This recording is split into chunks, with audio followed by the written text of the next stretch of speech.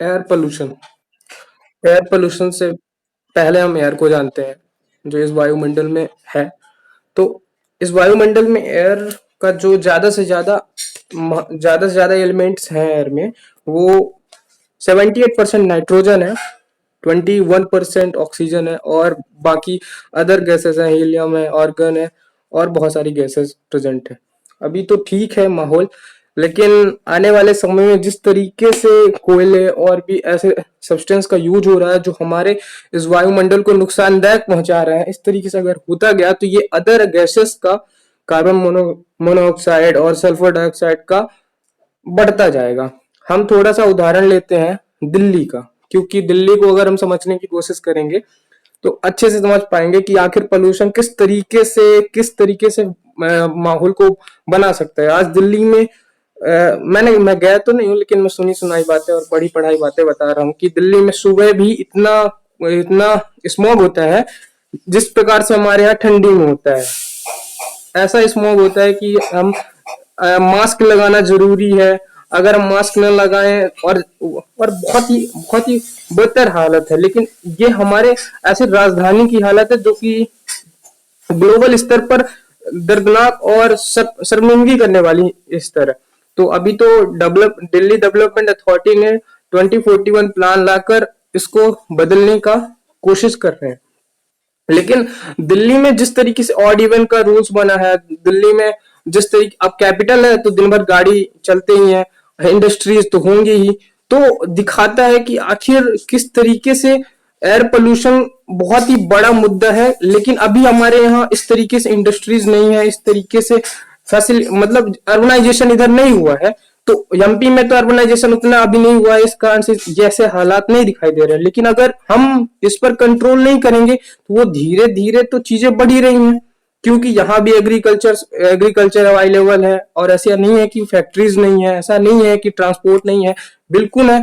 और हमारे यहाँ का भी, मध्य प्रदेश का भी स्तर इसी तरीके से धीरे धीरे बढ़ रहा है, और जो चीजें धीरे धीरे बढ़ती हैं फिर वो धीरे धीरे ही खत्म होती हैं। तो मुद्दा ये है कि एयर पोल्यूशन किस तरीके से हम कंट्रोल करें और कैसे फैलता है एयर पोल्यूशन। तो एयर पोल्यूशन को पहले हम थोड़ा समझ लेते हैं कि एयर पोल्यूशन है क्या।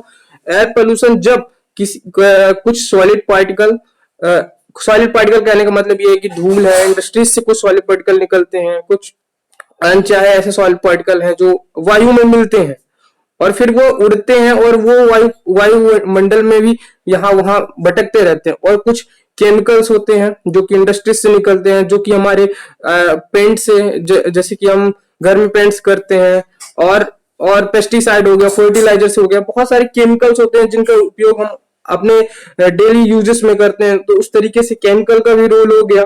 और फिर गैसेस गैसेस तो बहुत ही ज्यादा है, जैसे कि nitric oxide, nitrogen oxide, sulphur oxide factories में यूज किया जाता है। और भी जैसे कि और अन्य जगह कहीं विस्फोटक चीज बनाने में, जैसे कि क्रैकर्स, वहां उनका यूज होता है। तो बहुत सारी गैसेस का भी उपयोग किया जाता है। तो वो अनचाही गैसेस जब हमारे वायुमंडल में आ जाती है, तो ये वायु प्रदूषण होता है। वायु प्रदूषण को और अच्छे से समझने के लिए अच्छे तरीके से क्लासिफिकेशन मतलब वर्गीकरण करें, तो दो तरीके से हम बांट सकते हैं सरल तरीकों से, प्राइमरी और सेकेंडरी, प्राथमिक और द्वितीयक। तो प्राथमिक में कह सकते हैं कि डायरेक्टली इंक्लूडेशन होता है, इन्फ्लुएंस करते हैं हमारे एनवायरमेंट को। तो जैसे कि इंडस्ट्री से डायरेक्टली चिमनी से जाता है और वायुमंडल में प्रदूषण मिलता है, तो ये प्राइमरी हो गया। और जब किसी ऐसे रासायनिक अभिक्रियाओं से, जैसे कि छोटे छोटे फॉग से, स्मोक से मिलना होता है, इंटरमिलिंग होता है, तब मतलब फिर ये जो प्राइमरी से मिलते हैं, प्राइमरी से छोटे छोटे जो भी सब्सटेंस होते हैं वो मिलते हैं उनसे, तो इनका मिलना फिर सेकेंडरी में आ जाता है। तो ये एक अच्छा डेफिनेशन है समझने के लिए कि आखिर हम एयर पोल्यूशन को समझे कैसे। तो प्राइमरी और सेकेंडरी से हम अच्छे तरीके से समझ सकते हैं। फिर कुछ कारण, बहुत अच्छे कारण है जिनके कारण से एयर पोल्यूशन होता है टॉप, तो मैं उनकी बात करूंगा। सबसे पहले तो फ्यूल्स का बर्न होना, फिर प्लास्टिक का बर्न होना। आज बहुत ज्यादा मात्रा में प्लास्टिक की बर्निंग हो रही है, तो हमें इसके लिए लाना चाहिए कि रिन्यूएबल मतलब रियूजेबल प्लास्टिक लाना चाहिए। जैसे कि आज जो दुकानों में बॉटल्स मिलते हैं उनका यूज करना, दोबारा यूज करना मुश्किल है। क्योंकि फिर उसमें प्लास्टिक बॉटल्स होते हैं जो नीचे से उनका प्लास्टिक निकलने लगता है, तो वो रीयूजेबल नहीं है, तो फिर उनका यूज किया जाता है। तो फिर यूज करने से इस तरीके से बैक्टीरिया और बहुत सारी बीमारियां भी होती हैं। तो हमें ये, तो ऐसा प्लास्टिक को तो बैन कर देना चाहिए अच्छे तरीके से, लेकिन प्लास्टिक का बहुत ज्यादा रोल है एयर पोल्यूशन में। फिर बर्निंग फॉरेस्टेशन, अब इतना ज्यादा से पॉपुलेशन बढ़ रहा है, तो एक पॉपुलेशन का बढ़ना भी एयर पोल्यूशन का मुद्दा है। पॉपुलेशन बढ़ रहा है, जनसंख्या बढ़ रही है इंसानों की, तो अर्बनाइजेशन हो रहा है, शहरीकरण हो रहा है, जिससे फॉरेस्ट को जलाया जा रहा है और बहुत ज्यादा कंस्ट्रक्शन हो रहा है। कंस्ट्रक्शन में जब घर बनते हैं, मकान बनते हैं, तो वहां भी एयर पोल्यूशन इंक्लूड होता है। तो कहने का मतलब ये है कि किसी प्रकार से जब बर्निंग होती है फ्यूल की या फिर कैसे मटेरियल्स की, तो उससे वायु प्रदूषण दूषित होता है। फिर ट्रांसपोर्टेशन, ट्रांसपोर्टेशन एक बहुत ही बड़ा मुद्दा है एयर पोल्यूशन से। उस पे जब इमिशन होता है, एमिट होता है कार्बन और धूल, तो एक ट्रांसपोर्टेशन का बहुत बड़ा हाथ है। आज बिना ट्रांसपोर्टेशन के तो हम सोच भी नहीं सकते किसी भी कम्युनिकेशन का। तो ट्रांसपोर्टेशन बहुत बड़ा मुद्दा है एयर पोल्यूशन के लिए। फिर एग्रीकल्चर एक्टिविटीज, आज एग्रीकल्चर एक्टिविटीज भारत में 70% 60% बहुत ज्यादा हाई है। तो एग्रीकल्चर का सोच सकते हैं कि कितना बड़ा रोल होगा हमारे इंडिया में। तो उसी तरीके से ये जो केमिकल्स यूज होते हैं, पेस्टिसाइड, फर्टिलाइजर, तो वो भी उन जो केमिकल्स यूज किए जाते हैं इस एग्रीकल्चर में, उससे भी हार्मफुल गैसेस इंक्लूड होती हैं वायुमंडल में, जो कि मानव के और एनिमल्स के लिए नुकसानदायक है। फिर फैक्ट्रीज और इंडस्ट्रीज का जो उपयोग है बहुत ज्यादा बढ़ता जा रहा है, क्योंकि पॉपुलेशन बढ़ रही है तो आवश्यकताएं बढ़ रही हैं। उस तरीके से फैक्ट्रीज से सीओ, कार्बन मोनोऑक्साइड और ऑर्गेनिक कंपाउंड्स और हाइड्रोकार्बन और बहुत सारे केमिकल्स निकल रहे हैं, जो कि बहुत ज्यादा नुकसानदायक। और जो सबसे बड़ा मुद्दा ये है कि माइनिंग एक्टिविटीज बहुत ज्यादा बढ़ रही है, कि आज दुनिया में प्रतिद्वंदित हो रहे हैं सभी, कोई कॉम्पीट कर रहे हैं कि किस देश में किस तरीके से माइनिंग, मतलब किस प्रकार से मटेरियल्स निकल रहे हैं। कोई कहीं जगह यूरेनियम निकाला जा रहा है, झारखंड में कहीं आयरन की लगी बात, कॉपर लगा है, कहीं कोई मटेरियल निकाला जा रहा है। तो उस तरीके से जब हम धरती को खनते हैं, एक्सट्रैक्ट करते हैं, तब जाके माइनिंग होता है। और पता नहीं कहाँ क्या, इससे हम देखिए, अभी की बात है छतरपुर में, छतरपुर में बहुत ज्यादा हीरा मिलने का अनुमान लगाया गया है। तो वहां अब माइन्स होंगे, माइन्स बनाने। और अभी असम की बात है, उसने नेशनल पार्क बना दिए, जिस कारण से वहां माइन्स ना हो, क्योंकि नेशनल पार्क में किसी भी प्रकार का भी मनुष्य के द्वारा काम नहीं किया जा सकता, सिर्फ वो एनिमल्स के लिए, और फिर संरक्षण क्षेत्र बन जाता है। तो इस प्रकार से बनाना चाहिए, लेकिन इसका ये बचाने का उपयोग है। लेकिन माइंस एक्टिविटीज का जो, अब माइंस जहां मिल गया, कोई भी मटेरियल मिल गया, तो वहां खनना शुरू होगा।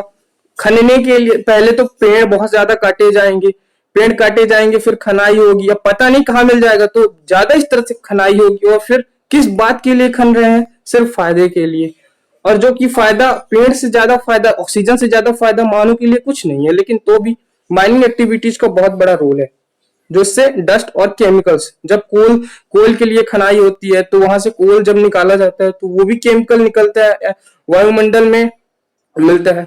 तो ये कुछ काजेस है जो कि एयर पोल्यूशन के बहुत बड़े इनका हाथ है। फिर बात करते हैं इनसे, एयर पोल्यूशन से क्या इफेक्ट हो सकते हैं। बहुत बड़े बड़े इफेक्ट की मैं बात करता हूँ। सबसे पहले तो इस धरती में जो लिविंग ऑर्गेनिज्म है, उनको सबसे ज्यादा नुकसान होता है। Human diseases, lungs, allergy, asthma और बहुत सारी प्रॉब्लम्स हो सकती हैं, जैसे कि स्किन इन्फेक्शन हो सकता है। तो ह्यूमन डिसीजेस बहुत ज्यादा बढ़ रही हैं। आंखों में परेशानी होती है। जब हम बाजार जाते हैं तो देखते हैं, जब धूल से, सिर्फ मात्र धूल से आंखों में जब थोड़ा सा धूल आ जाता है, तो सोचिए, और जितने भी विषैली गैस है, हम जब उनको अंदर लेंगे तो कितना नुकसानदायक होगा। तो इसका कहने का मतलब ये है कि लंग्स में बहुत ज्यादा इफेक्ट डालता है एयर पोल्यूशन का, और जो कि नाकों में और आंखों में और स्किन में बहुत ज्यादा इफेक्ट पड़ता है ह्यूमन डिसीज में, जिससे हार्ट अटैक भी आ सकता है और भी बहुत सारी बीमारियां बन सकती हैं। फिर प्लांट्स को, जब वो जैसे एयर पोल्यूशन हो रहा है, ठीक है, आपने देखा होगा बाजार में, जब हम बाजार में जाते हैं तो एक पेड़ दिख रहा होगा जहां बहुत ज्यादा धूल होगी, तो उसमें धूल लग जाती है, तो वो अपना फोटोसिंथेसिस प्रोसेस नहीं कर पाते आसानी से, धूल लगने के कारण फोटोसिंथेसिस प्रोसेस नहीं हो पाती है, जिससे पेड़ों का भी जीवन मुश्किल में है। और पेड़ों का जीवन का कहने का मतलब फिर इकोसिस्टम पूरा मुश्किल में है, तो फिर एनिमल्स भी मुश्किल में है। तो एनिमल जब रहेंगे तो वो इनहेल करेंगे तो उनको भी परेशानी क्रिएट होगी। तो एयर पोल्यूशन कहीं ना कहीं लिविंग ऑर्गेनिज्म को बहुत ज्यादा नुकसानदायक दे रहा है। फिर बात करते हैं ग्लोबल वार्मिंग की। ग्लोबल वार्मिंग कहने का मतलब ये है कि वैश्विक तापन।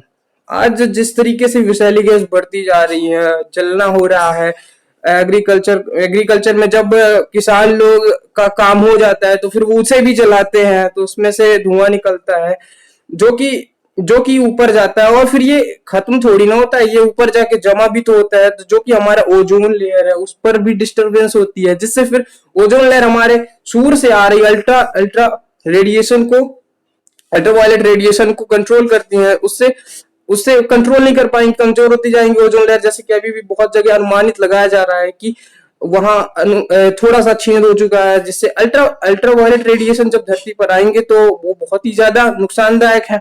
तो वैश्विक तापन से मानव जीवन को तो बहुत ही ज्यादा परेशानी हो रही है, और इससे जब ग्लोबल वार्मिंग बढ़ता जाएगा तो इस दुनिया का जो टेम्परेचर है वो बढ़ता जाएगा, तो फिर ग्लेशियर में इफेक्ट आएगा।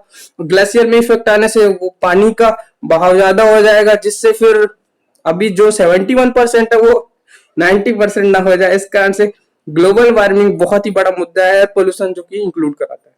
फिर एसिड रेन, एक क्षारीय अम्लीय वर्षा जो होती है, अम्लीय वर्षा ये बहुत ही नुकसानदायक वर्षा है, जो कि फिर ऊपर जाती है। जब ये गरम गरम हवाएं हैं ऊपर जब जाती हैं आकाश में, तो जब बादल आते हैं तो जब बारिश करेंगे तो वो विषैली गैस के साथ जब उनका मिश्रण हो जाएगा तो ये अम्लीय वर्षा कर सकते हैं, जो कि प्लांट के लिए, एनिमल के लिए, ह्यूमंस के लिए और एग्रीकल्चर के लिए बहुत ज्यादा नुकसानदायक है।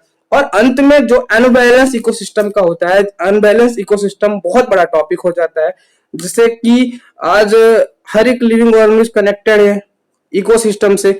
जब इस तरीके से अनबैलेंस हो जाएगा, जैसे कि अब मान लीजिए कि लिविंग प्लांट में अगर इफेक्ट डालता है, तो प्लांट में इफेक्ट डालने का मतलब ये नहीं है कि और सबसे इफेक्ट, क्योंकि प्लांट से आज सभी कनेक्टेड है, आज सभी कनेक्टेड है, प्राइमरी इकोसिस्टम से सभी कनेक्टेड है। तो पेड़ को हिरण खा, हिरण को शेर खा, इधर से ये स्पीसीज दिक्कत आई, पेड़ से बहुत सारे जो चीजें हैं, हम भी पेड़ से तो हमारा जीवन ही चल रहा है, बहुत सारे ऐसी चीजें हैं जो कि हम पेड़ से ही खाते हैं। आजकल खाने पीने की पूरी चीज तो पेड़ पर ही डिपेंड है, पौधों पर ही डिपेंड है। तो कहने का मतलब ये है कि इकोसिस्टम का बहुत बड़ा अनबैलेंस होता है। अब इसे बचाएं तो बचाएं कैसे? हम थोड़ा सा कंट्रोल की बात कर लेते हैं। कुछ रूल्स बनाने चाहिए जो कि हमें खुद बनाने चाहिए और खुद के लिए बनाने चाहिए। जब तक हम खुद में डिसिप्लिन नहीं लाएंगे तब ये छोटे मोटे चीजें और छोटी छोटी करते करते ये एयर पोल्यूशन बहुत बड़ा भूभाग कैप्चर कर जाएंगी। तो सबसे पहले जो अच्छा दिल्ली में सिर्फ लगाया ना जाए, ये पूरे देश में लगाया जाए, जो कि इवन और रूल बना ट्रांसपोर्ट के लिए, और हर जगह सीएनजी का यूज कराना चाहिए, कॉम्प्लेट नेशनल नेचुरल गैस, जो कि थोड़ा बहुत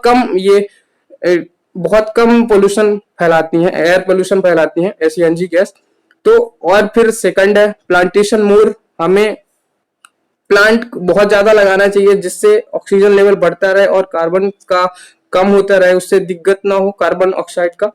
तो प्लांटेशन हमें मोर करना चाहिए।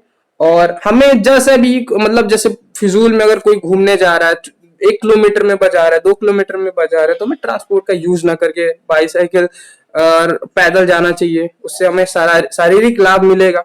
और हमें थोड़ा कम करना और ज्यादा से ज्यादा यूज करना चाहिए पब्लिक ट्रांसपोर्टेशन, जैसे कि उससे हम बच सकते हैं। अपने पहली बात तो हम खुद इससे एम्प्लॉयमेंट थोड़ा सा बढ़ेगा, गरीबों को मदद मिलेगी। आजकल जैसे सब गाड़ी खरीद ले रहे हैं तो आमदनी भी मुश्किल होती जा रही है, जो खुद ऑटो चला रहे हैं तो उससे थोड़ा इस पे मदद मिलेगा और एयर पोल्यूशन रिलीज होगा। तो ये अच्छा है कि आप पब्लिक ट्रांसपोर्टेशन करें। फिर है कि जो भी व्हीकल है, मतलब जो पुराने व्हीकल हैं, उनको बंद करना चाहिए, क्योंकि वो ज्यादा से ज्यादा खराब हो जाते हैं, इंजन खराब हो जाते हैं, तो फिर वो एयर पोल्यूशन जो कार्बन निकलता है उसको ज्यादा इमिट करते हैं। तो हमें जो भी ओल्ड व्हीकल है हमें उनको लिमिटेड टाइम के लिए चलाना चाहिए। Sir thank you sir.